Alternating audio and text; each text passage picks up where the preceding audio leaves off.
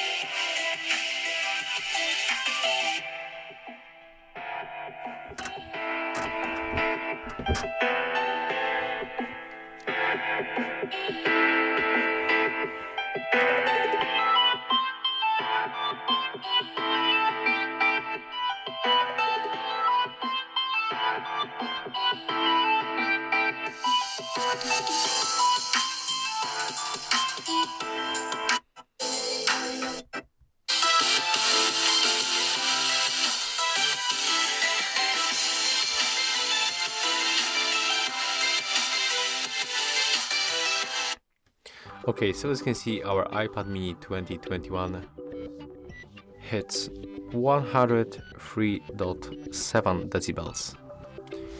So yeah, that's all. If you find this video helpful, remember to leave a like, comment and subscribe.